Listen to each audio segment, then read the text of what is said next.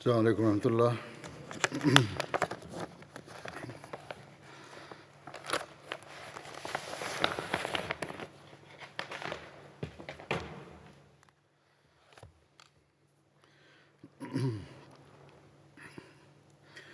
أشهد أن لا إله إلا الله وحده لا شريك له وأشهد أن محمدا عبده ورسوله أما بعد فأعوذ بالله من الشيطان الرجيم بسم الله الرحمن الرحيم الحمد لله رب العالمين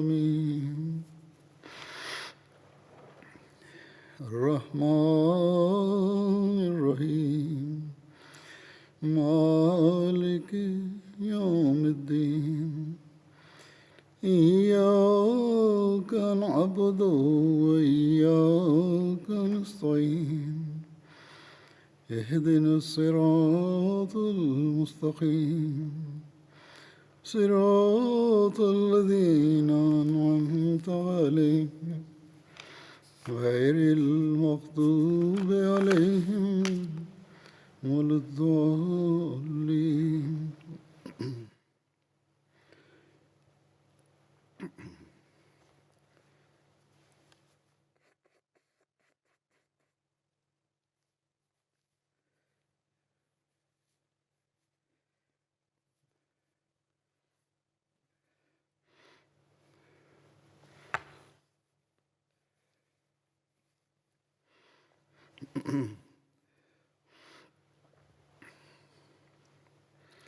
حضرت علی رضی اللہ عنہ کا ذکر چل رہا ہے۔ حضرت علی رضی اللہ تعالیٰ عنہ کا ورنن چل رہا تھا۔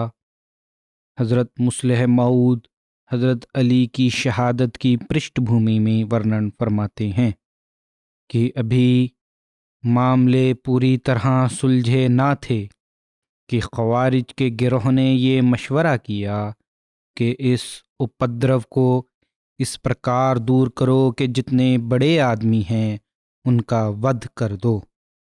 اس لیے ان کے بہادر لوگ جو تھے، کچھ ساہس رکھنے والے لوگ جو تھے، یہ مان کر کے نکلے کہ ان میں سے ایک حضرت علی کو، ایک حضرت معاویہ کو اور ایک عمرو بن عاص کو ایک ہی دن میں اور ایک ہی سمے میں قتل کر دے گا۔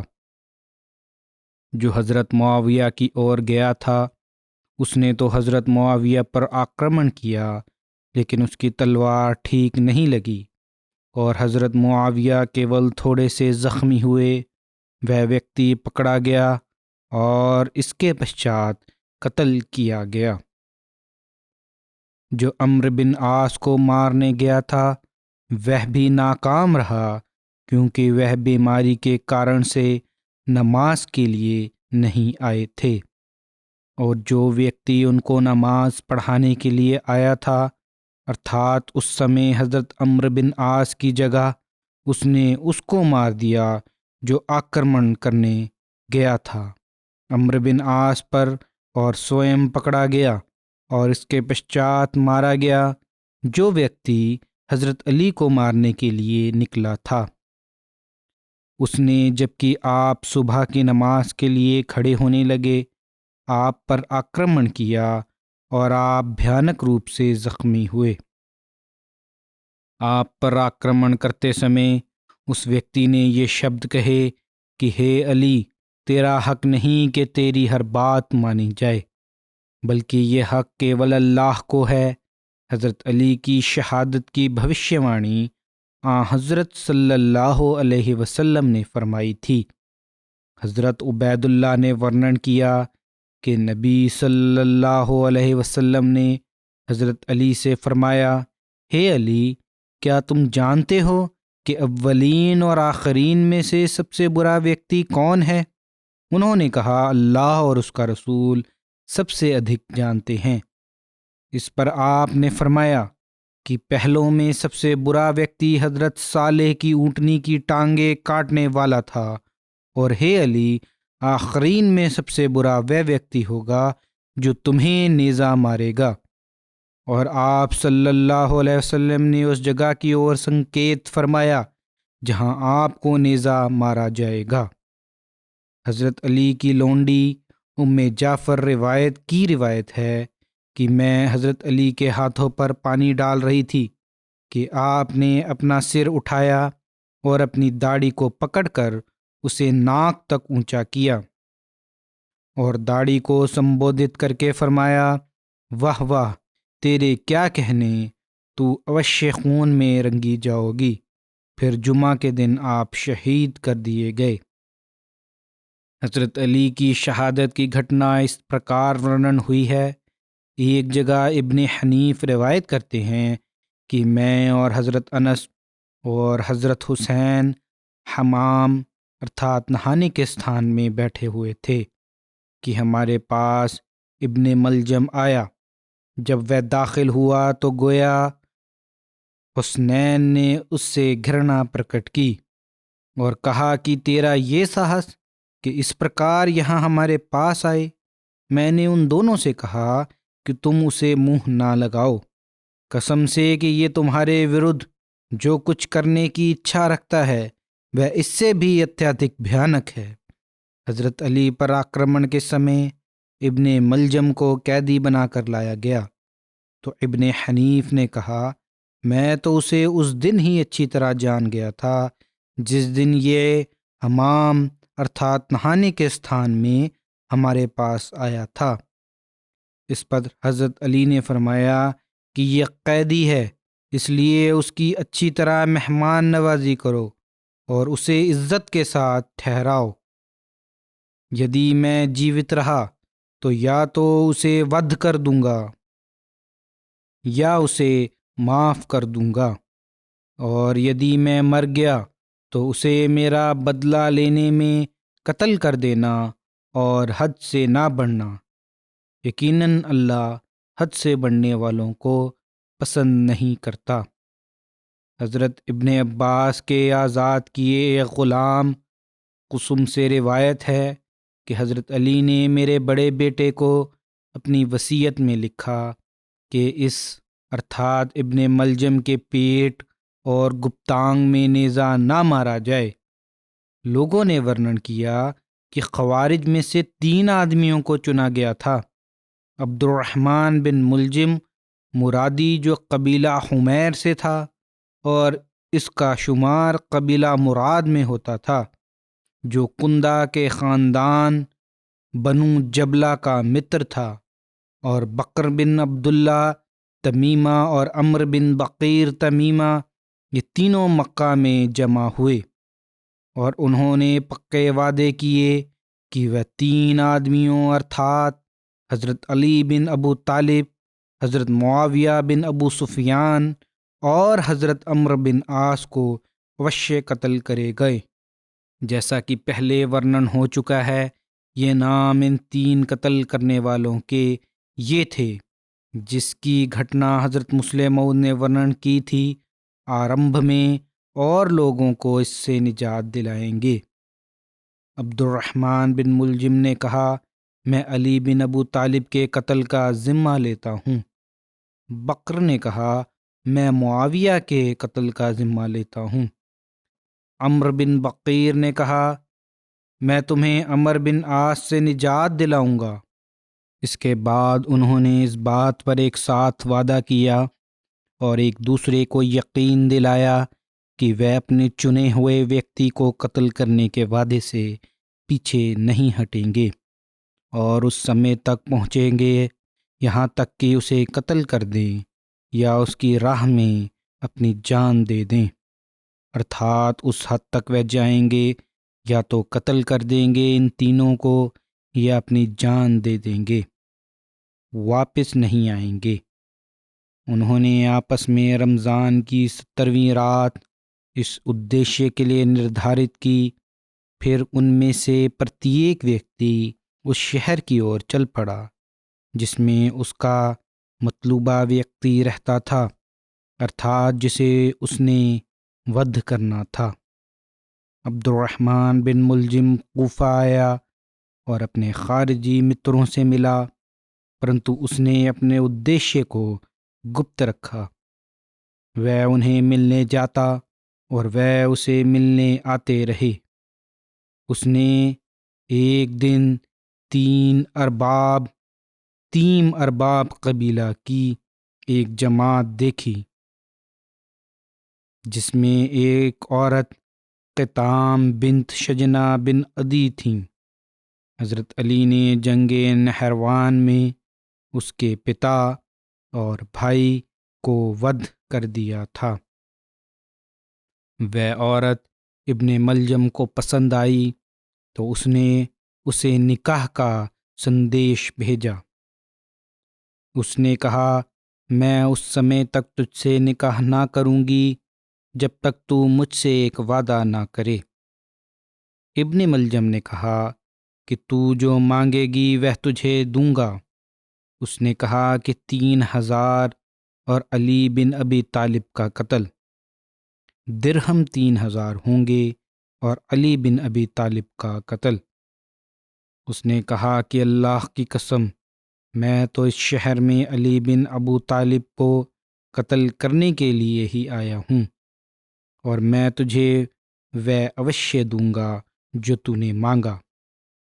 پھر ابن ملجم شبیب بن بجر اشجعی سے ملا اور اسے اپنے نرنے سے اوگت کرایا اور اپنے ساتھ رہنے کا کہا۔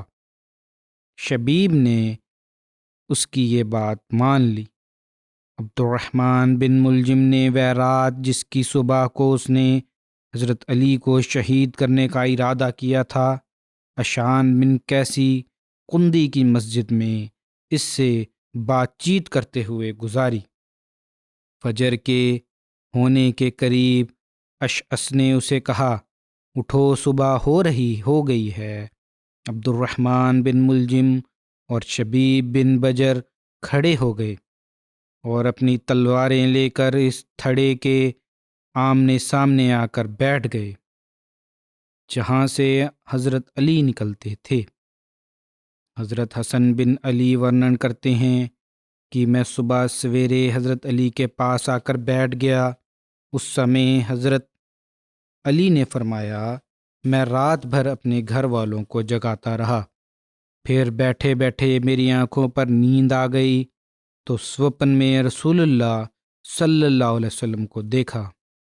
میں نے کہا کہ یا رسول اللہ صلی اللہ علیہ وسلم، ارتھات حضرت علی فرماتے ہیں، میں نے کہا کہ یا رسول اللہ صلی اللہ علیہ وسلم، مجھے آپ کی امت کی اور سے ٹیڑھے پن اور اتیادک جھگڑے کا سامنا ہے۔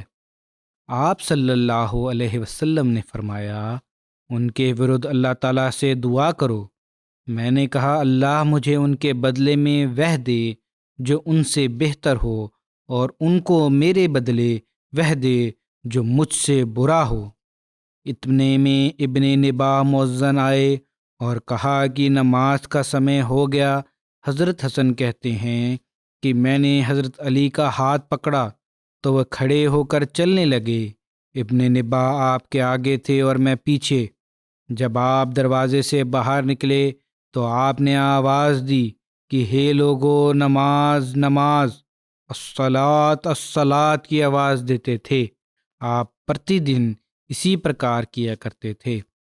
جب آپ نکلتے تو آپ کے ہاتھ میں کوڑا ہوتا تھا اور آپ لوگوں کو جگایا کرتے تھے دروازے پر مار کے۔ ٹھیک اس سمے وہ دونوں حملہ آور آپ کے سامنے نکل آئے۔ آنکھوں دیکھے گواہوں میں سے کچھ کا کہنا ہے کہ میں نے تلوار کی چمک دیکھی اور ایک ویکتی کو یہ کہتے ہوئے سنا کہ ہے علی، حکم اللہ کے لیے ہے، نہ کہ تمہارے لیے۔ پھر میں نے دوسری تلوار دیکھی، پھر دونوں نے مل کر وار کیا۔ عبد الرحمن بن ملجم کی تلوار حضرت علی کے ماتھے سے سر کی چوٹی تک پڑی اور دماغ تک پہنچ گئی، جبکہ شبیب کی تلوار دروازے کی لکڑی پر جا لگی۔ میں نے حضرت علی کو یہ فرماتے ہوئے سنا کہ یہ آدمی تم سے بھاگنے نہ پائے، لیکن ہر طرف سے لوگ ہر اور سے ان پر ٹوٹ پڑے، پرنتو شبیب بچ کر نکل گیا، جبکہ عبد الرحمن بن ملجم گرفتار کر لیا گیا اور اسے حضرت علی کے پاس پہنچا دیا گیا۔ حضرت علی نے فرمایا کہ اسے اچھا کھانا کھلاؤ اور نرم بستر دو، یدی میں جیوت رہا تو میں اس کا خون معاف کرنے یا بدلہ لینے کا زیادہ ادھیکاری ہوں گا، اور یدی میں فوت ہو گیا تو اسے بھی قتل کر کے میرے ساتھ ملا دینا، میں رب العالمین کے پاس اس سے جھگڑوں گا، ارتھات پھر یہ وشے اللہ کے سمکش میں پیش ہوگا۔ جب حضرت علی کی وفات کا سمے قریب آیا تو آپ نے وصیت کی۔ آپ کی وصیت یہ تھی: بسم اللہ الرحمن الرحیم۔ یہ وہ وصیت ہے جو علی بن ابی طالب نے کی۔ علی نے وصیت کی ہے: میں گواہی دیتا ہوں کہ میں اللہ کے سوا کوئی اپاسے نہیں۔ علی نے یہ وصیت کی ہے کہ وہ گواہی دیتا ہے کہ اللہ کے سوا کوئی اپاسے نہیں، وہ اکیلا ہے، اس کا کوئی ساتھی نہیں، اور یہ کہ محمد صلی اللہ علیہ وسلم اس کے بندے اور رسول ہیں، جنہیں اللہ نے ہدایت اور دین حق دے کر بھیجا، دین حق دے کر مبعوث فرمایا تھا، تاکہ وہ اس دین کو سمست سنسار پر وجئی کر دیں، چاہے یہ بات ورودھیوں کو بری ہی لگے۔ نسندہ میری نماز اور میری قربانی اور میری زندگی اور میری موت سب اللہ رب العالمین کے لیے ہے، اس کا کوئی ساتھی نہیں، اور مجھے اسی کا آدیش دیا گیا ہے کہ میں آگیاکاریوں میں سے ہوں۔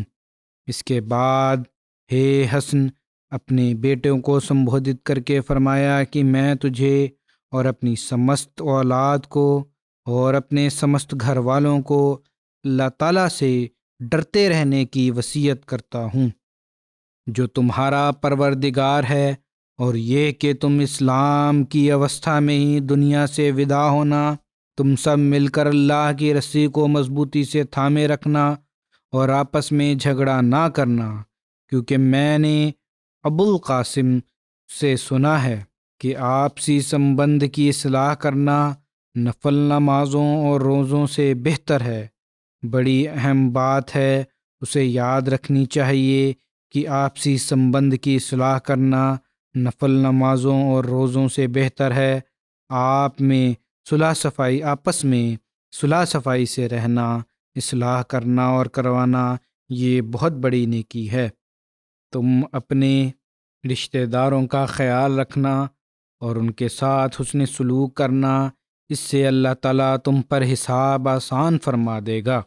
اناتھوں کے سمبند میں اللہ سے ڈرنا، نہ تو انہیں اس بات پر ووش کرنا کہ وہ اپنی زبان سے تم سے مدد مانگا کریں، اور نہ اس بات پر کہ وہ تمہارے سامنے ضائع ہو جائیں۔ پڑوسیوں کے بارے میں اللہ سے ڈرو، کیونکہ وہ یہ تمہارے نبی صلی اللہ علیہ وسلم کی وصیت ہے۔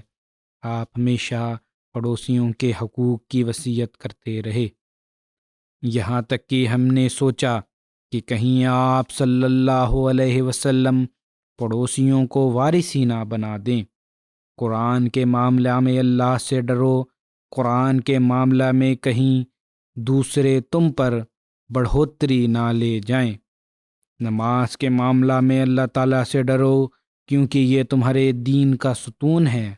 اپنے رب کے گھر کے بارے میں اللہ تعالیٰ سے ڈرو اور زندگی بھر اسے خالی نہ ہونے دو، کیونکہ یدی وہ خالی چھوڑ دیا گیا تو اس جیسا کوئی گھر تمہیں نہ ملے گا۔ اور جہاد فی سبیل اللہ کے معاملہ میں اللہ سے ڈرو اور اپنی جانوں اور مالوں سے جہاد کرو، اور زکوٰۃ کے بارے میں اللہ سے ڈرو، کیونکہ یہ رب کے غصہ کو بجھاتی ہے۔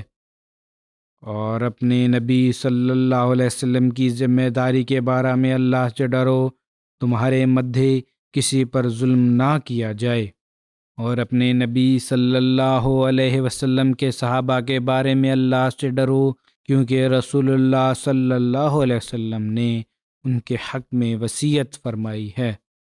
اور غریبوں اور ضرورت مندوں کے بارے میں بھی اللہ سے ڈرو اور انہیں اپنے سامان و وسائل شامل کرو، اپنے سامان و وسائل میں شامل کرو، اور ان کے بارے میں اللہ سے ڈرو جن کے مالک تمہارے داہنے ہاتھ ہوئے، ارتھات ذمہ واری جن کی تمہارے سپرد کی گئی ہے، ان کے معاملے کے بارے میں بھی اللہ سے ڈرو۔ نماز کی حفاظت کرو، نماز کی حفاظت کرو۔ فرمایا اللہ تعالیٰ کی پرسنتا کی خاطر کسی نندا کرنے والے کا بھے مت کرو۔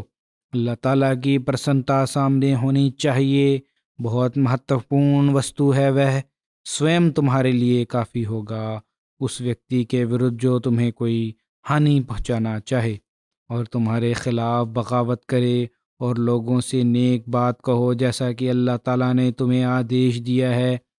امر بالمعروف و نہی عن المنکر کو نہ چھوڑو، انیتھا تم میں سے برے حاکم بن جائیں گے۔ بڑی مہتوپورن بات ہے عمل بالمعروف و نہی عن المنکر، نیک کاموں کا کہنا اور برے کاموں سے روکنا، اس پر ہمیشہ ڈٹے رہو، اس کو کبھی نہ چھوڑو، انیتھا تم میں سے برے تمہارے حاکم بن جائیں گے، پھر تم دعا کرو گے پرنتو تمہاری دعائیں قبول نہ ہوں گی۔ جو آج کل مسلمان دیشوں کا حال ہے، ایک دوسرے سے سمپرک اور سمبند رکھو اور تکلفات کے بغیر ایک دوسرے کے کام آؤ۔ خبردار ایک دوسرے سے دشمنیاں نہ بڑھاؤ، نہ دوریاں کرو اور نہ جھگڑا کرو، اور نیک اور سیم، نیکی اور سیم میں ایک ساتھ سہیوگ کرو، اور گناہ اور جھگڑے میں سہیوگ نہ کرو، اللہ تعالیٰ کا سیم دھارن کرو، نسندہ اللہ تعالیٰ سخت سزا دینے والا ہے۔ ہے اہل بیت کے سماننیہ لوگو، اللہ تعالیٰ تمہاری سرکشا کرے اور تمہارے نبی صلی اللہ علیہ وسلم کی تمہارے دوارا رکشا کرے، ارتھات تمہارے نیک آچرن کے دوارا رسول اللہ صلی اللہ علیہ وسلم مانو سدیو جیوت رہیں۔ میں تمہیں اللہ کے سپرد کرتا ہوں اور تم پر سلام اور اللہ کی رحمت ہو۔ ابو سینان کا ورنن ہے کہ جب حضرت علی زخمی تھے تو وہ ان کی عیادت کے لیے گئے۔ راوی کہتے ہیں کہ میں نے کہا کہ ہے سمت سنسار کے امیر المومنین، آپ کی اس گھائل اوستھا پر ہمیں بہت چنتا ہو رہی ہے۔ حضرت علی نے فرمایا لیکن خدا کی قسم مجھے اپنے اوپر کوئی چنتا نہیں ہے، کیونکہ رسول اللہ صلی اللہ علیہ وسلم نے مجھے بتا دیا تھا کہ تمہیں اس جگہ پر گھاؤ آئے گا، اور آپ نے اپنی کنپٹیوں کی اور سنکیت کیا، پھر وہاں سے خون بہے گا یہاں تک کہ تیری داڑھی رنگین ہو جائے گی، اور ایسا کرنے والا اس امت کا سب سے برا ویکتی ہوگا، جیسا کہ اونٹنی کی کونچے کاٹنے والا قوم سمود کا سب سے بڑا برا ہے۔ ایک روایت ہے کہ حضرت علی نے اپنے قاتل ابن ملجم کے بارے میں فرمایا، اس کو بٹھاؤ، یدی میں مر گیا تو اس کا ودھ کر دینا، پرنتو اس کو مسلح نہ کرنا، اور یدی میں جیوت رہا تو میں سویم اس کی معافی یا بدلے کا نرنے کروں گا۔ حضرت مسلم موعود اس بات کا ورنن کرتے ہوئے اس پرکار فرماتے ہیں، تاریخ میں لکھا ہے کہ حضرت علی رضی اللہ پر ایک ویکتی نے خنجر کے ساتھ آکرمن کیا، آپ کا پیٹ پھاڑ دیا، وہ پکڑا گیا، بہرحال آپ نے یہ لکھا پیٹ کاٹ دیا، سر کا گھاؤ بھی تھا، شاید پیٹ پر بھی ہوا ہو، یا ویسا ہی آپ کا خیال تھا، یا محاورہ نہ بولا، بہرحال کیونکہ ادھکتر روایتیں سر کے گھاؤ کی آتی ہیں، وہ پکڑا گیا تو صحابہ نے آپ سے پوچھا کہ ہم اس کے ساتھ کیا ویوہار کریں؟ آپ نے حضرت امام حسن کو بلایا اور وصیت کی کہ یدی میں مر جاؤں تو میری جان کے بدلے اس کی جان لے لی جائے، لیکن یدی میں بچ جاؤں تو پھر اسے قتل نہ کیا جائے۔ امرزیم المر ورنن کرتے ہیں کہ جب حضرت علی کو تلوار کے گھاؤ آئے تو میں آپ کی خدمت میں اپستھت ہوا۔ آپ نے اپنا سر لپیٹے ہوئے تھے۔ میں نے نویدن کیا کہ ہے امیر المومنین، مجھے اپنا گھاؤ دکھائیں۔ آپ نے کپڑا کھولا تو میں نے نویدن کیا ہلکا سا گھاؤ ہے اور کچھ نہیں۔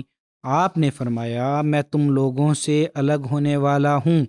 اس پر آپ کے پتر ام کلثوم پردے کے پیچھے سے رو پڑی۔ آپ کی پتری ام کلثوم پردے کے پیچھے سے رو پڑی۔ آپ نے اسے فرمایا چپ ہو جاؤ، یدی تم وہ دیکھ لو جو میں دیکھ رہا ہوں تو نہ رو۔ میں نے کہا کہ ہے امیر المومنین، آپ کیا دیکھ رہے ہیں؟ فرمایا یہ فرشتے اور نبیوں کے وفد ہیں، اور یہ محمد رسول اللہ صلی اللہ علیہ وسلم ہے جو فرما رہے ہیں، ارتھات ایک درشیہ میں دیکھ رہا ہوں۔ فرشتوں اور نبیوں کے وفد ہیں، محمد رسول اللہ صلی اللہ علیہ وسلم بھی وہاں ہیں کہ ہے علی، آپ حضرت صلی اللہ علیہ وسلم فرما رہے ہیں کہ ہے علی پرسن ہو جاؤ، کیونکہ جس اور تم جا رہے ہو وہ اس سے بہتر ہے جس میں تم موجود ہو۔ ایک روایت میں ہے کہ جب حضرت علی اپنی وصیت سے فارغ ہوئے تو فرمایا میں آپ سب کو السلام علیکم ورحمۃ اللہ وبرکاتہ، اس کے بعد کوئی بات نہیں کی اترکت لا الہ الا اللہ کے کلمہ کے، یہاں تک کہ آپ کی آتما نکل گئی۔ جب حضرت علی بن ابو طالب کی وفات ہوئی تو حضرت حسن بن علی منچ پر کھڑے ہوئے اور فرمایا ہے لوگو، آج کی رات ایک ایسے ویکتی کی وفات ہوئی ہے کہ نہ اس سے پہلے لوگ اس سے پراتھمکتا لے جا سکے اور نہ بعد میں آنے والے اس کا استھان پا سکیں گے۔ رسول اللہ صلی اللہ علیہ وسلم جب اسے کسی مہم پر بھیجتے تو جبرائیل اس کے دائیں اور میکائیل اس کے بائیں اور ہوتے تھے، اور وہ واپس نہ لوٹتا تھا جب تک کہ اللہ تعالیٰ اس کے ہاتھ پر فتح پردان نہ کر دیتا تھا۔ اس نے کیول 700 درہم جائیداد چھوڑی ہے۔ اس کا ارادہ تھا کہ وہ اس رقم سے غلام خریدے، اور اس کی روح اسی رات کو قبض کی گئی جس رات کو حضرت عیسیٰ کی روح کا رفع ہونا تھا، ارتھات 27 رمضان المبارک کی رات۔ ایک روایت میں ہے کہ حضرت علی کی شہادت کی تتھی 17ویں رمضان کی رات سن 40 ہجری ورنن ہوئی ہے۔ یہ 40 ہجری کا ورش تھا اور آپ کے دور خلافت کا سمے 4 سال 8.5 ماہ رہا۔ حضرت مسلم موعود اس گھٹنا کو ورنن فرماتے ہیں۔ طبقات ابن سعد کی جلد 33 میں حضرت علی کرمہ اللہ وجہ کی وفات کے حالات حضرت امام حسن سے روایت کیے گئے ہیں کہ آپ نے فرمایا کہ ہے لوگو، آج وہ ویکتی فوت ہوا ہے کہ اس کی کچھ باتوں کو نہ پہلے پہنچے اور نہ بعد کے آنے والے پہنچیں گے۔ رسول اللہ صلی اللہ علیہ وسلم اسے جنگ کے لیے بھیجتے تھے تو جبرائیل اس کے دائیں اور ہوتے تھے اور میکائیل بائیں اور، اتو وجئی حاصل کیے بنا واپس نہیں ہوتا تھا، بغیر وجے حاصل کیے واپس نہیں ہوتا تھا، اور اس نے کیول 700 درہم اپنا ترکہ چھوڑا جس سے اس کا ارادہ تھا کہ ایک غلام خریدے۔ وہ اس رات کو فوت ہوا جس رات عیسیٰ بن مریم کی روح آسمان کی اور اٹھائی گئی تھی، ارتھات رمضان کی 27ویں تاریخ کو۔ حضرت علی کو ان کے دونوں بیٹوں حضرت عبداللہ بن جعفر نے نہلایا اور آپ کے بیٹے حضرت حسن نے نماز جنازہ پڑھائی، اور نماز جنازہ میں 4 تکبیرات کہیں۔ آپ کو 3 کپڑوں کا کفن دیا گیا جس میں قمیض نہیں تھی۔ آپ کی تدفین سحری کے سمے ہوئی۔ کہا جاتا ہے کہ حضرت علی کے پاس کچھ تبرک مشک تھا جو رسول اللہ صلی اللہ علیہ وسلم کے پارتھو شریر کو لگائے گئے مشک سے بچا تھا، اور حضرت علی کی وصیت تھی کہ وہ مشک آپ کے شریر کو لگایا جائے۔ آپ کی آپ کی عمر میں مت بھید پایا جاتا ہے، آپ کی عمر میں مت بھید پایا جاتا ہے۔ کچھ کا کہنا ہے کہ آپ کی عمر 57 ورش تھی، کچھ کے نزدیک 58 ورش تھی، کچھ کے نکٹ 65 ورش تھی، کچھ کے نکٹ 63 ورش تھی۔ اس لیے ہم اکثریت کے نزدیک 63 ورش والی ادھک صحیح تھی۔ حضرت علی کا مزار کہاں واقع ہے، اس کے بارے میں بھی پرشن اٹھتا ہے۔ اس کے بارے میں اتہاس کی پستکوں میں وبھن روایات ملتی ہیں۔ اس پرکار حضرت علی کو رات کے سمے کوفہ میں دفن کیا گیا اور ان کی تدفین گپت رکھی گئی۔ حضرت علی کو کوفہ کی جامع مسجد میں دفن کیا گیا۔ حضرت امام حسن اور امام حسین رضی اللہ عنہما نے حضرت علی کی لاش کو مدینہ استھانانترت کیا اور حضرت فاطمہ کی قبر کے پاس بقیع میں دفن کیا۔ ایک روایت یہ ہے کہ جب ان دنوں حضرت علی کی لاش کو ایک صندوق میں ڈال کر اونٹ پر رکھا تو اونٹ گم ہو گیا۔ اس اونٹ کی طے قبیلہ نے پکڑا، اس اونٹ کو طے قبیلہ نے پکڑا۔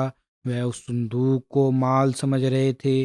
جب انہوں نے دیکھا کہ صندوق میں لاش ہے تو وہ اس کو پہچان نہیں سکے اور انہوں نے اس لاش کو صندوق سمیت دفن کر دیا، اور کوئی نہیں جانتا کہ حضرت علی کی قبر کہاں ہے۔ پھر ایک روایت ہے کہ حضرت حسن نے حضرت علی کو کوفہ میں جادہ بن خبیرہ کی آل کے کسی کمرے میں دفن کیا تھا۔ کہا جاتا ہے کہ زیادہ حضرت علی کا نواسہ تھا۔ امام جعفر صادق کہتے ہیں کہ حضرت علی کا رات کے سمے جنازہ پڑھا گیا اور کوفہ میں ان کی تدفین ہوئی اور ان کی قبر کے استھان کو گپت رکھا گیا، اس لیے وہ کثرت عمارت کے پاس تھا۔ حضرت علی کی وفات کے بعد حضرت امام حسن حضرت علی کا جنازہ، ایک دوسری روایت یہ ہے کہ حضرت علی کی وفات کے بعد حضرت امام حسن نے حضرت علی کا جنازہ پڑھایا اور کوفہ کے باہر حضرت علی کی تدفین کی گئی اور ان کی قبر کو گپت رکھا گیا، اس بھے سے کہ خوارج اتیادی ان کی قبر اور قبر کی بے حرمتی نہ کریں۔ کچھ شیعہ کہتے ہیں کہ حضرت علی کا مزار نجف میں ہے، اس استھان پر جس کو آج کل مشہد النجف کہتے ہیں۔ ایک روایت کے انوسار کوفہ میں حضرت علی کو شہید کیا گیا، اس لیے آپ کی قبر کے بارے میں معلوم نہیں کہ وہ کہاں ہے۔ حضرت علی کی وفات کے بعد حضرت امام حسن نے حضرت علی کا جنازہ پڑھایا۔ کوفہ کے دارالعمارت میں حضرت علی کی تدفین کی گئی، اس بحث سے کہ خوارج ان کی لاش کی بے حرمتی نہ کریں۔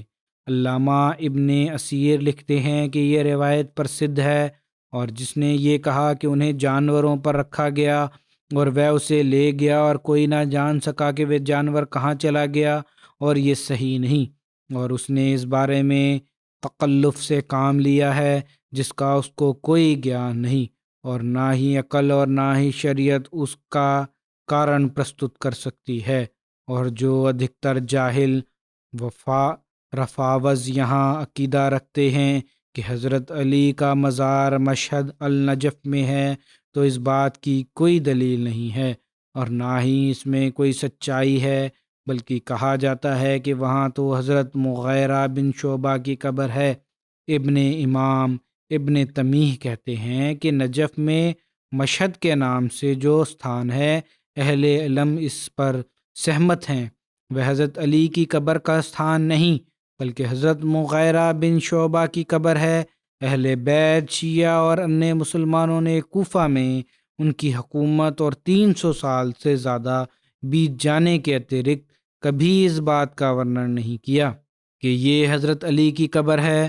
حضرت علی کی شہادت کے 300 سال بعد اس استھان کو مشہد علی کا دیا گیا، اس استھان کو مشہد علی کا دیا گیا ہے، اس لیے روایت بالکل غلط ہے کہ یہ قبر حضرت علی کی ہے تتھا حضرت علی۔ علامہ ابن جوزی نے اپنی اتہاس کی کتابوں میں حضرت علی کے مزار کے سمبندھ میں وبھن روایتیں جنہیں اوپر ورنن کر دیا گیا ہے کو درج کرنے کے بعد لکھا ہے، واللہ عالم ای الاقوال الصح، اللہ بہتر جانتا ہے کہ کون سا کتھن ادھک درست اور صحیح ہے۔ حضرت علی کی شادیاں جو ہیں اور اولاد، اس کا ورنن اس پرکار ملتا ہے کہ حضرت علی نے وبھن سمے میں 8 شادیاں کی، جن کے نام یہ ہیں: فاطمہ بنت رسول صلی اللہ علیہ وسلم، خولہ بنت جعفر بن قیس، لیلہ بنت مسعود بن خالد، ام البنین بنت حزام بن خالد، اسماء بنت امیس، صحابہ ام حبیب بنت ربی، امام بنت ابو العاص بن ربی۔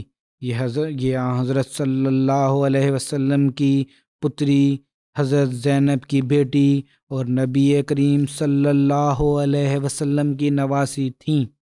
ام سعید بن مسعود ثقفی، ان سے اللہ تعالیٰ نے ان کو اتیادک اولاد پردان کی، جن کی سنکھیا 30 سے ادھک بنتی ہے، 14 لڑکے اور 19 لڑکیاں۔ آپ کی نسل حضرت حسن، حضرت حسین، محمد بن حنفی، عباس بن قلابیہ اور عمر بن تغلب سے چلی۔ حضرت علی کے فضائل اور وشیشتاؤں اور مناقب کے بارے میں لکھا جاتا ہے کہ حضرت ابن عباس ورنن کرتے ہیں کہ رسول اللہ صلی اللہ علیہ وسلم نے فرمایا: انا مدینۃ العلم و علی بابھا فمن اراد المدینۃ فلیأت الباب، کہ میں علم کا شہر ہوں اور علی اس کا دروازہ ہے، جو اس شہر کا ارادہ کرے اس کو چاہیے کہ وہ اس کے دروازے پر آئے۔ حضرت مسلم موعود ورنن فرماتے ہیں اس بات کو کہ حضرت علی رضی اللہ تعالیٰ عنہ نے ایک بار فرمایا کہ صحابہ میں سے زیادہ بہادر اور دلیر حضرت ابوبکر رضی اللہ تعالیٰ عنہ تھے، اور پھر انہوں نے کہا کہ جنگ بدر میں جب رسول کریم صلی اللہ علیہ وسلم کے لیے ایک الگ چبوترا بنایا گیا تو اس سمے پرشن پیدا ہوا کہ آج رسول اللہ صلی اللہ علیہ وسلم کی رکشا کا کاریہ کس کے سپرد کیا جائے۔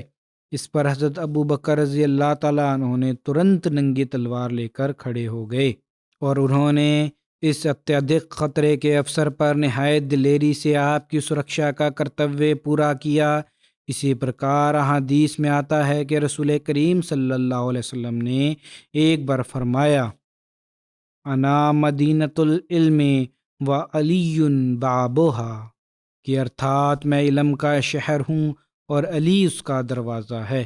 عطا حضرت علی کو بھی رسول کریم صلی اللہ علیہ وسلم نے علماء میں سے قرار دیا ہے، پرنتو خیبر کی جنگ میں سب سے نازک سمے میں اسلام کا جھنڈا رسول کریم صلی اللہ علیہ وسلم نے آپ ہی کے ہاتھ میں دیا، جس سے گیات ہوتا ہے کہ رسول کریم صلی اللہ علیہ وسلم کے سمے علماء بزدل نہیں تھے بلکہ سب سے زیادہ بہادر تھے۔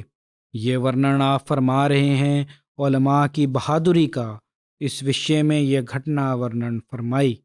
حضرت علی ورنن کرتے ہیں کہ ایک سمے تھا کہ میں اپنے پیٹ پر بھوک کی وجہ سے پتھر باندھتا تھا، اور آج میرا صدقہ ارتھات زکوٰۃ 4000 دینار تک پہنچ چکا ہے۔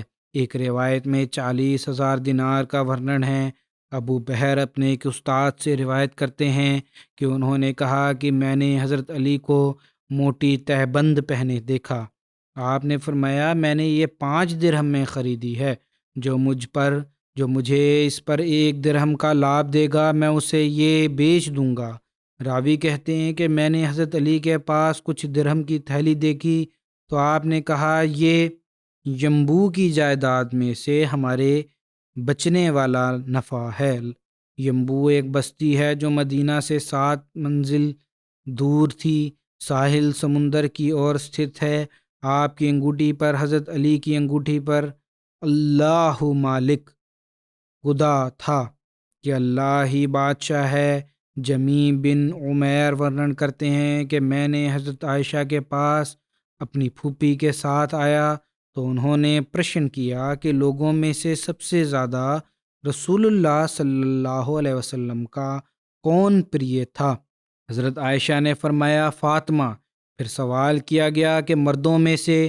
تو آپ نے فرمایا: ان کے پتی حضرت علی۔ حضرت ثعلبہ بن ابو مالک ورنن کرتے ہیں کہ حضرت سعد بن عباد پرتیک میدان جنگ میں رسول اللہ صلی اللہ علیہ وسلم کی اور سے جھنڈا اٹھانے والے ہوتے تھے، پرنتو جب لڑائی کا سمے آتا تو حضرت علی بن ابو طالب جھنڈا تھام لیتے تھے۔ قبیلہ ثقیف کے ایک ویکتی نے ورنن کیا کہ حضرت علی نے مجھے صابور علاقے کا عامل نردھارت کیا۔ یہ صابور جو ہے یہ بھی فارس میں ایک علاقہ ہے جو شیراز سے کوئی تقریباً 100 میل کے فاصلے پر ہے، اور فرمایا کسی ویکتی کو بھی 1 درہم ٹیکس کی وجہ سے کوڑا نہ مارنا اور لوگوں کے رزق کے پیچھے نہ پڑنا، نہ سردیوں یا گرمیوں میں ان کو کپڑے کے پیچھے پڑنا، اس پرکار ٹیکس نہیں لینا کہ کپڑے اتر جائیں، اور نہ ان سے کسی ایسے جانور کی مانگ کرنا جسے وہ کام میں پریوگ کرتے ہیں، کسی کو 1 درہم کی مانگ میں کھڑے نہ کرنا، ارتھات جو بھی ٹیکس وصول کرنا اس کے لیے جزیہ وصول کرنا، اس کے لیے کسی کو کسی پرکار کا کشٹ نہیں دینا، بوجھ نہیں ڈالنا۔ میں نے کہا یا امیر المومنین، پھر تو میں آپ کی اور ایسے ہی لوٹوں گا جیسے میں آپ کے پاس سے جا رہا ہوں، کچھ نہیں ملے گا۔ حضرت علی نے فرمایا تمہارا بھلا ہو، ہاں چاہے تم خالی ہاتھ ہی لوٹو، ہمیں تو یہ آدیش دیا گیا ہے کہ لوگوں کے اس مال میں سے لو جو ان کی ضرورت سے ادھک ہو۔ حضرت ابن عباس ورنن کرتے ہیں کہ رسول اللہ صلی اللہ علیہ وسلم نے حضرت علی سے فرمایا تم میرے بھائی اور میرے ساتھی ہو۔ علی بن ربیعہ سے روایت ہے کہ میں حضرت علی کے پاس اپستھت تھا جب ان کے لیے ایک جانور لایا گیا تاکہ اس پر سوار ہوں۔ جب آپ نے رقاب میں پاؤں رکھا تو 3 بار بسم اللہ کہا، جب اس کی پیٹھ پر سیدھا بیٹھ گئے تو الحمدللہ کہا، پھر کہا سبحان الذی سخر لنا ھذا وما کنا لہ مقرنین وانا الی ربنا لمنقلبون، ارتھات پاک ہے وہ ذات جس نے اسے ہمارے ادھین کر دیا جب ہم اس کی طاقت نہیں رکھتے تھے، اور نسندہ ہم اپنے رب کی اور لوٹ کر جانے والے ہیں۔ پھر آپ نے 3 بار الحمدللہ، 3 بار اللہ اکبر کہا، پھر آپ نے یہ دعا پڑھی سبحانک انی قد ظلمت نفسی فاغفر لی فانہ لا یغفر الذنوب الا انت، ارتھات تو پاک ہے، نسندہ میں نے ہی اپنی جان پر ظلم کیا، اطاع مجھے क्षमा کر دو کیونکہ تیرے اترک کوئی گناہ کو نہیں क्षमा کر سکتا۔ پھر آپ مسکرائے۔ راوی کہتے ہیں کہ میں نے نویدن کیا کہ ہے امیر المومنین آپ کس کارن سے مسکرائے؟ آپ نے فرمایا کہ میں نے رسول اللہ صلی اللہ علیہ وسلم کو اسی پرکار کرتے ہوئے دیکھا تھا جس پرکار میں نے کیا ہے۔ پھر آپ مسکرائے، اور حضرت علی کہتے ہیں کہ پھر میں نے نویدن کیا کہ یا رسول اللہ آپ کس کارن سے مسکرائے ہیں؟ تو آپ نے فرمایا نسندہ تیرا رب اپنے بندے سے بہت پرسن ہوتا ہے جب وہ کہتا ہے کہ ہے میرے رب میرے گناہ بخش دے، نسندہ تیرے اترک کوئی گناہوں کو نہیں بخش سکتا۔ اس بات پر حضرت صلی اللہ علیہ وسلم تھے۔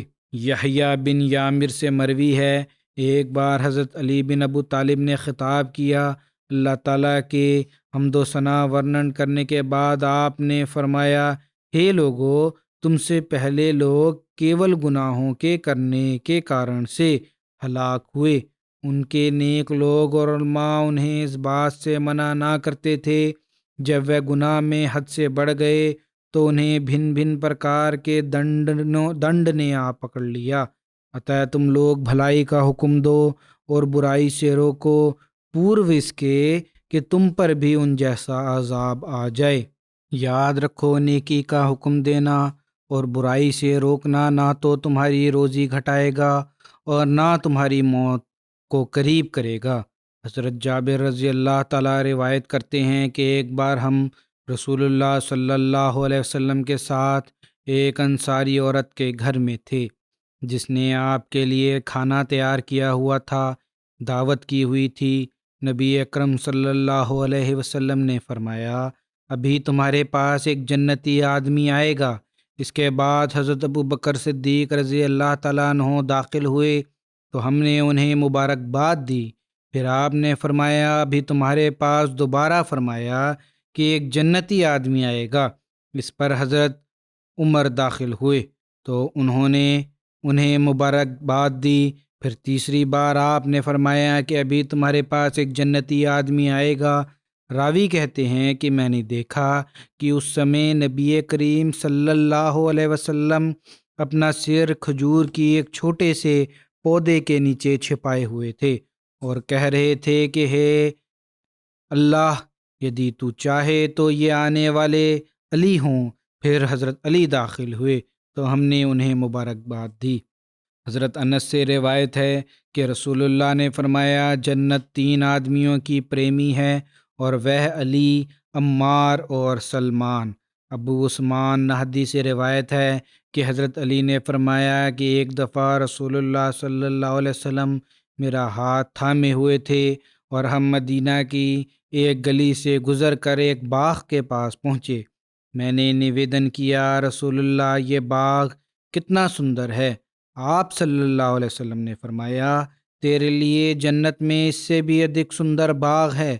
حضرت عمار بن یاسر ورنن کرتے ہیں کہ میں نے رسول اللہ صلی اللہ علیہ وسلم کو حضرت علی سے یہ فرماتے ہوئے سنا کہ ہے علی، اللہ تعالیٰ نے تمہیں ایک ایسی خوبی پردان کی ہے کہ اس سے بہتر خوبی اس نے اپنے بندوں کو پردان نہیں کی، اور وہ ہے دنیا سے بے رغبتی۔ تمہیں اللہ تعالیٰ نے ایسا بنایا ہے کہ نہ تم دنیا میں سے کچھ لیتے ہو، نہ دنیا تم میں سے کچھ لیتی ہے، ارتھات تمہیں دنیا کی کوئی اچھا نہیں ہے، دنیا کی چیزوں کی، اور نہ ہی دنیا کی خواہش رکھنے والے جو لوگ ہیں وہ تم سے کوئی سمبند رکھنا چاہتے ہیں۔ تتھا تجھے اللہ تعالیٰ نے غریبوں کا پریم پردان کیا ہے، وہ تم کو اپنا امام بنا کر خوش ہوتے ہیں اور تم ان کو اپنا پیروکار بنا کر خوش ہو۔ اتح خوشخبری ہو اس ویکتی کو جو تم سے محبت کرے اور تمہارے بارے میں سچ بولے، اور ہلاکت ہے اس ویکتی کے لیے جو تم سے دویش رکھے اور تمہارے وردھ جھوٹ بولے۔ وہ لوگ جو تم سے محبت رکھتے ہیں اور تمہارے بارے میں سچ بولتے ہیں، وہ جنت میں تمہارے گھر کے پڑوسی اور تمہارے محل میں تمہارے ساتھی ہوں گے۔ اور جو لوگ تم سے دویش نہیں رکھتے اور تم پر جھوٹ باندھتے ہیں، اللہ تعالیٰ نے یہ بات اپنے ذمے لے رکھی ہے کہ قیامت کے دن وہ انہیں اتیادھک جھوٹوں کے کھڑے ہونے کی جگہ پر کھڑا کرے گا۔ حضرت مسلم موعود فرماتے ہیں کہ حضرت صلی اللہ علیہ وسلم نے فرمایا کہ جنت میں جس استھان میں میں ہوں گا اس میں علی اور فاطمہ ہوں گے۔ حضرت علی کا عشرہ مبشرہ میں ہونے کے بارے میں ورنن ہے کہ حضرت علی عشرہ مبشرہ ارتھات ان 10 خوش نصیب صحابہ میں سے ہیں جنہیں رسول اللہ صلی اللہ علیہ وسلم کی اور سے مبارک سے اس دنیا میں جنت کی خوشخبری ملی۔ حضرت سعید بن زید ورنن کرتے ہیں کہ میں 9 لوگوں کے بارے میں اس بات کی گواہی دیتا ہوں کہ وہ جنتی ہے، اور یدی میں 10ویں کے بارے میں بھی یہی کہوں ارتھات گواہی دوں تو گناہ گار نہیں ہوں گا۔ کہا گیا کہ وہ کیسے؟ تو اس نے کہا کہ ہم رسول اللہ صلی اللہ علیہ وسلم کے ساتھ ہرا پہاڑ پر تھے تو وہ ہلنے لگا۔ اس پر آپ صلی اللہ علیہ وسلم نے فرمایا، ٹھہر ہے ہیرا، یقیناً تجھ پر ایک نبی یا صدیق یا شہید ہے۔ کسی نے پوچھا، وہ 10 جنتی لوگ کون ہیں؟ حضرت سعید بن زید نے کہا، رسول اللہ صلی اللہ علیہ وسلم سوئم، ابو بکر، عمر، عثمان، علی، طلحہ، زبیر، سعد اور عبد الرحمن بن عوف ہے۔ اور کہا گیا کہ 10واں کون ہے؟ تو حضرت سعید بن زید نے کہا، وہ میں۔ حضرت مسیح موعود علیہ السلام نے یہ گھٹنا جو ورنن کرنے لگا ہوں یہ ورنن پہلے بھی ہو چکا ہے، لیکن سوئم پر قابو رکھنے اور گھمنڈ کو دور کرنے کے وشے میں ورنن فرمایا ہے، اس لیے یہاں میں پناہ یہ ورنن کر رہا ہوں۔ حضرت مسیح موعود علیہ السلام فرماتے ہیں، کہتے ہیں کہ حضرت علی کرمہ اللہ وجہہ ایک دشمن سے لڑتے تھے۔ اور کیول خدا کے لیے لڑتے تھے۔ آخر حضرت علی نے ان کو اپنے نیچے گرا لیا اور اس کے سینے پر چڑھ بیٹھے۔ اس نے ترنت حضرت علی کے منہ پر تھوک دیا۔ آپ ترنت اس کی چھاتی پر سے اتر آئے اور اسے چھوڑ دیا، اس لیے کہ اب تک تو میں کیول خدا کے لیے تیرے ساتھ لڑتا تھا، لیکن اب جب کہ تو نے میرے منہ پر تھوک دیا ہے تو میری اپنی جان کا بھی کچھ حصہ اس میں شامل ہو جاتا ہے۔ عطا میں نہیں چاہتا کہ اپنی جان کے لیے تمہیں قتل کروں۔ اس سے صاف معلوم ہوتا ہے کہ آپ نے اپنی جان کے دشمن کو دشمن نہیں سمجھا۔ ایسی فطرت اور عادت اپنے اندر پیدا کرنی چاہیے۔ آپ نصیحت فرماتے ہیں جماعت کو، یدی نفسانی لالچ اور اغراض کے لیے کسی کو دکھ دیتے اور دشمنی کے سلسلے کو بڑھاتے ہیں تو اس سے بڑھ کر خدا تعالیٰ کو ناراض کرنے والی کیا بات ہوگی۔ پھر ایک اور افسر پر تفصیل سے ورنن فرمایا آپ نے اور روشنی ڈالی۔ فرماتے ہیں کہ جوش نفسانی اور للہی جوش میں انتر کے واسطے حضرت علی رضی اللہ تعالیٰ عنہ کی اس گھٹنا سے سبق حاصل کرو۔ لکھا ہے حضرت علی کی ایک کافر پہلوان کے ساتھ جنگ شروع ہوا، بار بار اس کو قابو کرتے تھے، وہ قابو سے نکل جاتا تھا۔ آخر اس کو پکڑ کر اچھی طرح سے جب قابو کیا اس کی چھاتی پر سوار ہو گئے اور قریب تھا کہ خنجر کے ساتھ اس کا کام ختم کر دیتے کہ اس نے نیچے سے آپ کے منہ پر تھوک دیا۔ جب اس نے ایسا کارے کیا تو حضرت علی اس کی چھاتی سے اٹھ کھڑے ہوئے اور اس کو چھوڑ دیا اور الگ ہو گئے۔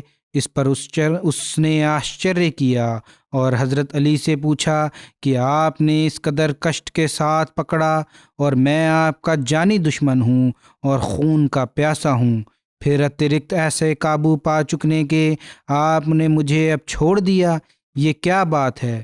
حضرت علی نے اتر دیا کہ بات یہ ہے ہماری تمہارے ساتھ کوئی ویکتیگت دشمنی نہیں، چونکہ تم دین کا ورودھ کے کارن مسلمانوں کو دکھ دیتے ہو، اس واسطے تم واجب القتل ہو، اور میں کیول دینی ضرورت کے کارن تم کو پکڑتا تھا، لیکن جب تم نے میرے منہ پر تھوک دیا اور مجھے غصہ آیا تو میں نے خیال کیا کہ یہ اب ویکتیگت بات مدھے آ گئی ہے، اب اس کو کچھ کہنا اچت نہیں، تاکہ ہمارا کوئی کام سوئم کے واسطے نہ ہو، جو ہو سب اللہ تعالیٰ کے واسطے ہو۔ جب میری اس حالت میں بدلاؤ آئے گا اور یہ غصہ دور ہو جائے گا تو پھر وہی سلوک تمہارے ساتھ کیا جائے گا۔ اس بات کو سن کر کافر کے دل پر ایسا اثر ہوا کہ سمست کفر اس کے دل سے نکل گیا، اور اس نے سوچا کہ اس سے بڑھ کر اور کون سی دین دنیا میں اچھا ہو سکتا ہے، جس کی شکتی کے پربھاؤ سے انسان ایسا پوتر بن جائے کہ اس نے اسی سمے توبہ کی اور مسلمان ہو گیا۔ عطا یہ ہے اصل تقویٰ جو نتیجہ بھی دکھاتا ہے۔ حضرت مسلم موعود نے بھی کم و بیش اس یہودی کی حضرت علی کی لڑائی کی گھٹنا کو اسی پرکار ورنن فرمایا ہے۔ فرماتے ہیں حضرت علی رضی اللہ عنہ ایک لڑائی میں شامل تھے۔ ایک بہت بڑا دشمن جس کا مقابلہ بہت کم لوگ کر سکتے تھے آپ کے مقابلے پر آیا، اور کئی گھنٹے تک آپ کی اور اس یہودی پہلوان کی لڑائی ہوتی رہی۔ آخر کئی گھنٹوں کی لڑائی کے بعد آپ نے اس یہودی کو گرا لیا اور اس کے سینے پر بیٹھ گئے اور ارادہ کیا کہ خنجر سے اس کی گردن کاٹ دیں کہ اچانک اس یہودی نے آپ کے منہ پر تھوک دیا۔ آپ ترنت اسے چھوڑ کر سیدھے کھڑے ہو گئے، اور پھر یہودی سخت حیران ہوا اور کہنے لگا یہ عجیب بات ہے کہ کئی گھنٹے کی شتی کے بعد آپ نے مجھے گرایا ہے اور اب ترنت مجھے چھوڑ کر الگ ہو گئے، یہ آپ کیسی بے وقوفی کی ہے، یہ آپ نے کیسی بے وقوفی کی ہے؟ حضرت علی نے فرمایا میں نے بے وقوفی نہیں کی، بلکہ جب میں نے تمہیں گرایا اور تم نے میرے منہ پر تھوک دیا تو ترنت میرے دل میں غصہ پیدا ہوا کہ اس نے میرے منہ پر کیوں تھوکا ہے، پرنتو ساتھ ہی مجھے خیال آیا کہ اب تک تو میں جو کچھ کر رہا تھا خدا کے لیے کر رہا تھا، یدی اس کے بعد میں نے لڑائی جاری رکھی تو تیرا خاتمہ میرے سوئم کے غصے کی وجہ سے ہوگا، ارتھات اس یہودی کو ختم کرنا۔ حضرت علی نے فرمایا کہ میرے غصے کی وجہ سے ہو سکتا ہے، خدا کی پرسنتا کے لیے نہیں ہوگا، اس لیے میں نے اچت سمجھا کہ اس سمے میں تجھے چھوڑ دوں۔ جب غصہ جاتا رہے گا تو پھر سوئم خدا کے لیے میں تجھے گراؤں گا، باقی انشاءاللہ آگے ورنن ہوگا۔ اس سمے میں ایک اور بات بھی کہنا چاہتا ہوں۔ آج نئے ورش کا پہلا دن اور پہلا جمعہ ہے۔ دعا کریں کہ یہ ورش جماعت کے لیے، دنیا کے لیے، انسانیت کے لیے بابرکت ہو۔ ہم بھی اپنا کرتویہ ادا کرتے ہوئے پہلے سے بڑھ کر خدا تعالیٰ کی اور جھکنے والے اور اپنی عبادتوں کے معیار بڑھانے والے ہوں، اور دنیا والے بھی اپنی پیدائش کے ادیشیہ کو سمجھتے ہوئے اللہ تعالیٰ کا حق ادا کرنے والے بن جائیں، اور ایک دوسرے کے حقوق کو کچلنے کے اترکت اللہ تعالیٰ کے حکم پر چلتے ہوئے ایک دوسرے کے حق ادا کرنے والے بن جاؤ، انیتھا پھر اللہ تعالیٰ اپنے رنگ میں دنیا والوں کو ان کے فرائض اور کی اور توجہ دلاتا ہے۔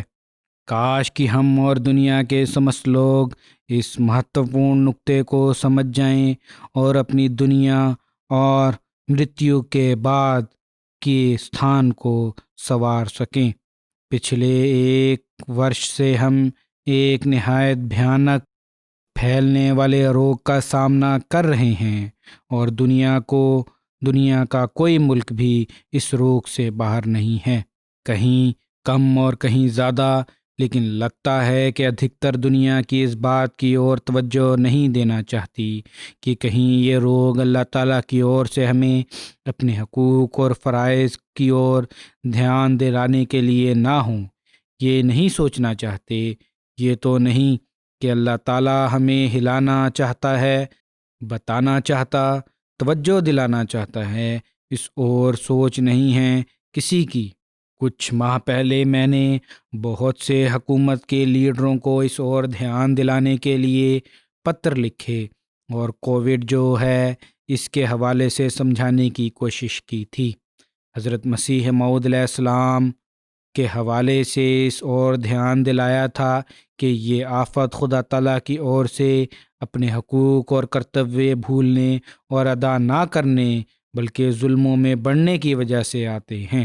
اس لیے توجہ کریں، کچھ سربراہان نے اتر بھی دیے، لیکن دنیا داری والے اتر تھے ان کے کہ ہم بھی یہی چاہتے ہیں کہ دنیا کی نظر والی باتیں کہ دین والی بات نہیں، کہ خدا کا خانہ جو بیچ میں تھا بہت بڑا، میں نے ورنن کیا تھا اس کا ورنن ہی نہیں کیا، اور اوشیہ ایسا ہونا چاہیے، لیکن نہ اپنی حالتوں کو بدلنے کی اور عملی قدم اٹھانا چاہتے ہیں۔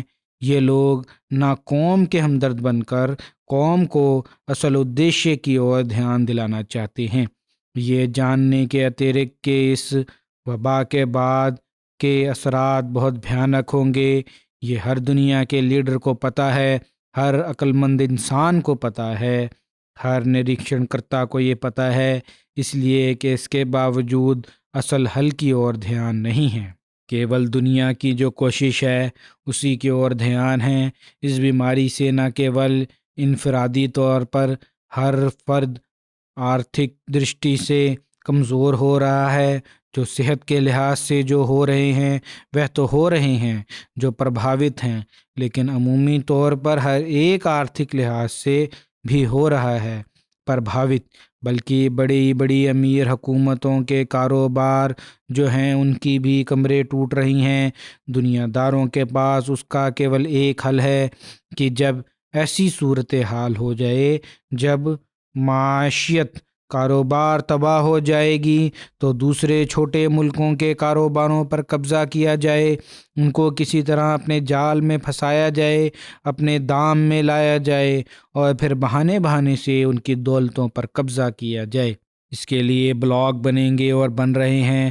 سرد جنگ دوبارہ شروع ہو جائے گی، اب کہا جانے لگا ہے کہ شروع ہو گئی ہے ایک طرح سے، اور کوئی بعید نہیں کہ اصل ہتھیاروں کی جنگ بھی ہو جائے، جو نہایت بھیانک جنگ ہوگی۔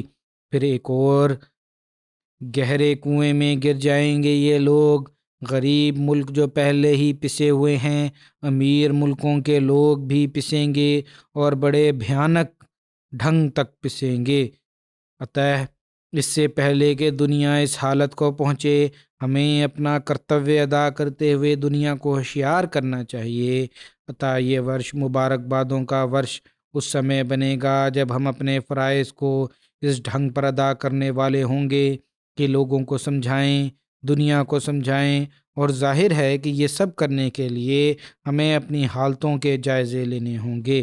ہم جو زمانے کے امام مسیح موعود اور مہدی موعود کو ماننے والے ہیں، کیا ہماری اپنی حالتیں ایسی ہو چکی ہیں کہ ہم اللہ تعالیٰ کے حقوق ادا کرنے کے ساتھ خالصتاً للہ اس کے بندوں کے حقوق بھی ادا کرنے والے ہیں، یا ابھی ہمیں اپنی اصلاح کرنے اور ایک دوسرے کی پیار محبت کی بھاوناؤں کو معیاروں تک لانے کی ضرورت ہے؟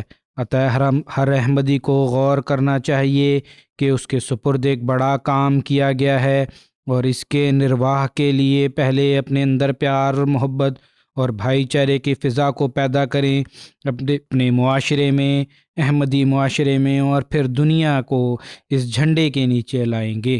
حضرت محمد رسول اللہ صلی اللہ علیہ وسلم نے بلند کیا تھا، جو حضرت رسول اللہ صلی اللہ علیہ وسلم نے بلند کیا تھا، اور آج اللہ تعالیٰ کی توحید کا جھنڈا ہے، تبھی ہم اپنی بیعت کے مقصد میں کامیاب ہو سکتے ہیں، تبھی ہم بیعت کا حق ادا کرنے والے بن سکتے ہیں، تبھی ہم اللہ تعالیٰ کے فضل کے وارث ہو سکتے ہیں، اور تبھی ہم نئے سال کے مبارکباد دینے کے اور لینے کے مستحق قرار دیے جا سکتے ہیں۔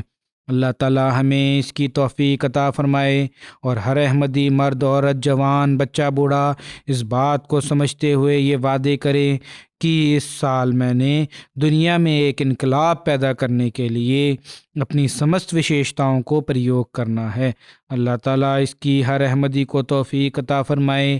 آج کل پاکستان کے احمدیوں کے لیے، الجزائر کے احمدیوں کے لیے دعا کی، اور بھی میں توجہ دلا رہا ہوں، ان کو اپنی دعاؤں میں بھی یاد رکھیں۔ پاکستان میں کچھ جگہ کچھ مولوی اور سرکاری ادھیکاری ظلموں پر اترے ہوئے ہیں۔ اللہ تعالیٰ ایسے ناقابل اصلاح لوگوں کی جلد پکڑ کے سامان کرے۔ اللہ تعالیٰ کے تو علم میں نہیں کہ ان کی اصلاح ہونی ہے اور کن کی نہیں ہونی، اللہ تعالیٰ کے علم میں ہے کہ کن کی اصلاح ہونی ہے اور کن کی نہیں ہونی۔ جن کی نہیں ہونی تو پھر ان کے جلد پکڑ کے سامان پیدا فرمائے۔ توہین رسالت کے جس قانون کے ادھین یہ لوگ احمدیوں پر ظلم کرنے کی کوشش کرتے ہیں، اور احمدیوں کو اپنی تربیت کے لیے بھی جو ہمارے کچھ ذرائع ہیں، ہر ذریعے پر پابندی لگانے کی کوشش کر رہے ہیں، ان سے اس کو اللہ تعالیٰ جلد دور فرمائے اور ہمیں ان سے نجات دلائے۔ اصل میں تو رحمت للعالمین کے نام کو یہ بدنام کرنے والے لوگ ہیں۔ احمدی تو ناموس رسالت صلی اللہ علیہ وسلم کے لیے اپنی جانیں قربان کرنے والے ہیں۔ آج دنیا کو محمد رسول اللہ صلی اللہ علیہ وسلم کے جھنڈے کے نیچے لانے والے سب سے زیادہ کام، بلکہ حقیقی کام، احمدی کر رہے ہیں۔ بلکہ کہنا چاہیے کہ یدی کوئی یہ کام کر رہا ہے تو وہ کیول احمدی ہے۔ اطاع یہ دنیا دار دنیاوی حکومت اور دولت کے بلبوتے پر ہم پر ظلم تو کر سکتے ہیں، لیکن یہ یاد رکھیں کہ ہم اس سمے خدا کو ماننے والے ہیں جو نعم المولا و نعم النصیر، وہ خدا ہے جو نعم المولا ہے اور نعم النصیر ہے۔ نسندے اس کی مدد آتی ہے اور اوشیہ آتی ہے، اور اس سمے پھر ان دنیا داروں اور اپنے علاقے میں طاقت اور دبدبہ رکھنے والے جو لوگ ہیں، ان کی بھی پھر خاک بھی نظر نہیں آتی جب اللہ تعالیٰ کی مدد اور نصرت آتی ہے۔ اطاع ہمارا کام ہے کہ دعاؤں سے اپنی عبادتوں کو اور سجائیں، اور یدی ہم یہ کر لیں گے تو پھر ہی ہم کامیاب ہیں۔ الجزائر کے بارے میں نے کہا کہ سب کو بری کر دیا گیا ہے۔ وہاں ایک کورٹ نے سب کو بری کیا تھا، ایک عدالت نے دوسرے نے بھی تھوڑے سے جرمانہ کر کے تقریباً ساروں کو فارغ کر دیا، لیکن اس کے باوجود بھی وہاں ابھی کچھ لوگ ہیں جو قیدی ہیں جیل میں۔ ان کے لیے بھی دعا کریں کہ ان کی جلد رہائی کے سامان ہوں۔ پاکستان کے قیدیوں کی رہائی کے لیے بھی دعا کریں۔ ہماری خوشیاں چاہے وہ سال کے شروع کی ہوں یا عید کی، اصل تو اس سمے ہوں گی جب ہم دنیا میں ہر اور اللہ تعالیٰ کی توحید کا جھنڈا لہرانے والے بنیں گے، جسے لے کر حضرت محمد رسول اللہ صلی اللہ علیہ وسلم آئے تھے۔ خوشیاں اس سمے ہوں گی جب انسانیت انسانی قدروں کو پہچاننے والی بنے گی، جب آپس کی نفرتیں محبت میں بدل جائیں گی۔ اللہ تعالیٰ اس خوشی کے سامان بھی ہمیں جلد پہنچائے۔ مسلم امہ کو بھی عقل دے کہ وہ آنے والے مسیح موعود اور مہدی موعود کو مان لے۔ دنیا کو بھی عقل دے کہ وہ اللہ تعالیٰ اور اس کے بندوں کے حقوق ادا کرنے کی اور توجہ دینے والے ہوں۔ اللہ تعالیٰ ہر ملک میں ہر احمدی کو اپنی حفظ و امان میں رکھے، اور یہ ورش ہر احمدی کے لیے، ہر انسان کے لیے رحمتوں اور برکتوں کا سامان بن کر آئے۔ اور جو کوتاہیاں اور کمیاں پچھلے ورشوں میں ہم سے ہو گئیں، جو اللہ تعالیٰ کی ناراضگی کا کارن بنی، جہاں ہمیں کچھ انعاموں سے ونچت رکھنے کا کارن بنی، ان میں اللہ تعالیٰ ہمیں بچائے اور اپنے انعاموں کا اور فضلوں کا وارث بنائے، اور ہم حقیقی مومن بن جائیں۔ اللہ تعالیٰ ہمیں ان دعاؤں کی بھی توفیق فرمائے۔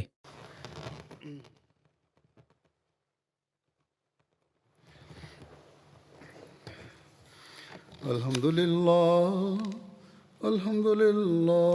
نحمده ونستعينه ونستغفره ونؤمن به ونتوكل عليه ونعوذ بالله من شرور أنفسنا ومن سيئات أعمالنا من يهده الله فلا مضل له ومن يضلله فلا هادي له